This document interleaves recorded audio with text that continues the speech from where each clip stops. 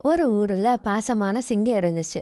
அந்த சிங்கம் தான் காட்டு மக்களுக்கு எந்த ப்ராப்ளம்னாலும் அது உடனே தீர்த்து வைக்கக்கூடிய அளவுக்கு பாசமான சிங்கம். ஒரு நாள் சிங்கம் காட்டை சுற்றி பார்க்கும்போது அந்த வழியா ஒரு யானை வந்துச்சு. யானை வந்து சிங்கத்திட்ட கேட்டுச்சு, எங்கே போறீங்க அப்படின்னோடனே சிங்கம் சொல்லுச்சு, நான் காட்டு மக்களுக்கு ஏதோ ப்ராப்ளம் இருக்கா நான் பார்க்க போறேன்னு சொன்ன உடனே யானை சொல்லுச்சு, நானும் உங்களோட வரேன் அப்படின்னு சொன்னோன்னே 2 பேரும் காட்ட சுத்தி பார்க்க போறாங்க. அந்த வழியா ஒரு ஃப்ராக் இருந்துச்சு. அந்த ஃப்ராக் கேட்குது, "நீங்க 2 பேரும் எங்கே போறீங்க?" அப்படின்னோன்னே சிங்கம் சொல்லுச்சு, "நாங்க வந்து காட்ட சுத்தி பார்க்க போறேன்னோன்னே, தலைவரே நானும் உங்க கூட வரேன்னு சொன்ன உடனே 3 பேரும் சேர்ந்து காட்ட சுத்தி பார்க்க போதுங்க. அந்த வழியா ஒரு சவுண்டு கேட்டுச்சு.